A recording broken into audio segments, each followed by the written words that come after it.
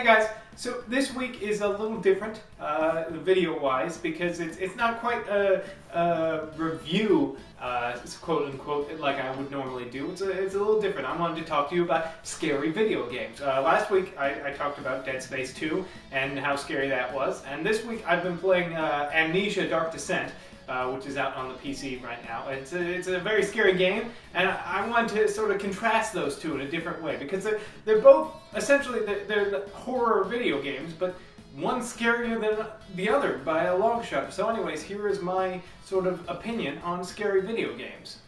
Both these games are frightening in their own sort of way, but they're kind of similar in a lot of ways. A lot of it has to do with hallways. It's a lot of hallways. In Dead Space, you're walking down hallways, and in Amnesia, you're walking down hallways as well. There's a lot of walking down hallways, knowing that something is going to be coming at you any moment now, and hearing noises. The sound plays, it's integral in the sort of horror elements of this. You're walking down the hallway, the music is sort of intense or flowy, kind of weird, distorted, and you hear noises, maybe like an inhuman moan or somebody crying or screaming in the background, like off in the distance, and you're like, oh god, I don't know what's going on with them, but I sure as hell don't want to be a part of it. And certainly both games are very good at sort of driving this theme, driving the terror, that there's always something coming at you. There's always something over there, off in the distance, waiting for you, and you don't know when it's going to hit you, but it's going to hit you eventually. And they're both really great at that. But Dead Space does fail in one major part, in that it's hard to be afraid of things when you have 10,000 giant weapons. They both do really well at sort of driving this terror. As you walk through the hallways, you're always afraid of what's going to come. But where Dead Space doesn't quite hold up the end of the bargain is in the fact that you have a bunch of really powerful weapons. Now granted, sometimes you run out of ammo and stuff and it's hard to find, but then you can just punch, and you're really good at punching. You are a killing machine. And no matter what happens in Dead Space, you're walking down the hall, you're frightened, but as soon as the monster goes brah through a door, it's just a fight. Now it's just a shooter. Now it's like oh, okay, shoot it, bang, bang, bang, bang. It becomes a shooter, and you're not scared anymore because it's tactical. It's a different part of your brain switches, and you're like, now it's time to fight. Wah! And you have a lot of power. It's like most of video games are adolescent power fantasies. You're very powerful in Dead Space. There's no denying it that you clearly overpower the necromorphs every turn. Every time you come across them, you are more powerful than them if you're playing smart. And that's kind of where Dead Space fails. But with Amnesia, there is no combat. You walk down the halls, and when the monster does come, your only recourse is to hide in a closet or run away. That's all that you can do. You can't fight him because you have no weapons. You can hold a lantern, and you could scream at your monitor, and that's it. And that's where I think Amnesia really takes the scaring to a new level, because there is no combat. When there is combat in a horror game, it's essentially you have nothing to be afraid of. It's the same with Resident Evil. Even the old Resident Evils were scary because you had the zombies, and at any moment you could be attacked. But at the end of the day, you could shoot the zombie, or eventually you would learn you could just run around them. They're pretty slow. They're like, it was easy to get around the zombies and shoot them. If you were smart about your ammo, you could basically take out anything that was there. And there were boss fights that you had to kill the boss, and you had to get a big weapon. It really sort of takes away from the horror. The true part of scary horrorness of all video games and movies and anything that's ever frightening television shows is that feeling of disempowerment. And Amnesia does that fantastically. It's the disempowerment that really sort of gets you going. That's why there are games out there that I wouldn't even classify. Like Left 4 Dead is a great example of a game that I don't consider a horror game. I consider it a shooter, because I've never ever been scared in Left 4 Dead 2 or 1. Because I always have unlimited ammo in my pistols and a shotgun or a rifle of some kind. There's no reason to be scared of the zombies, because it's just a shooter. You never are frightened by these at all, because you have all these weapons. Why would you be afraid of them? It's when you don't have weapons, when you don't have the ability to fight back, that it's truly scary.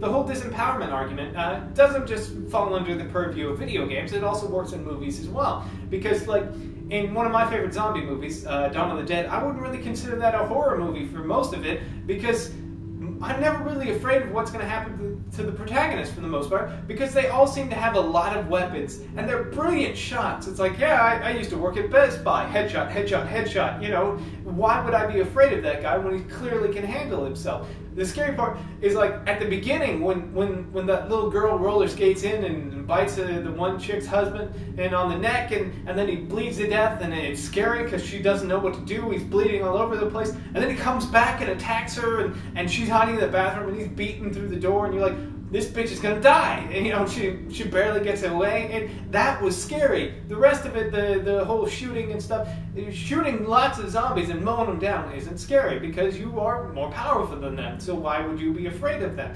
It's the not being being less powerful and being clearly outmatched and having no recourse but to run or hide is when things are really scary. And this is why I think Amnesia Dark Descent is such a brilliant game, because you are never powerful in this game. At no point do you feel empowered in this game. There's no weapons. You have a lantern, which helps you see, and you can light some candles on fire to see more. That's the basic mechanic. And there's monsters that are trying to kill you that you literally have to hide in closets. And it's really, what really I think helps it out is the very tactile. It's a very simple interface. There isn't a lot of buttons. You mostly just grab things. You can pick things up and stuff and put things down. And you can open and close doors. And the way you do it, you have to slide the mouse back and forth. So it's kind of this tactile response of opening and closing doors and stuff. You can kind of lean to look around. So when you hide in a closet, it feels like you have to grab it and close it, and you can kind of tilt it open and peek and look and close it real quick. I mean, it feels very tactile and real, and it's frightening. And even when you're not being chased by a monster, it's just, you know that something's coming. You know you have no power, and you're walking through these halls, and you hear noises. It's clear that they're trying to frighten you, and it's almost like, for me, I haven't even beat. That's part of the reason why I didn't do a sort of quote unquote review, because I haven't played enough of it because it frightens me too much. I'm turned away from this game. I'm like, I don't want to play this.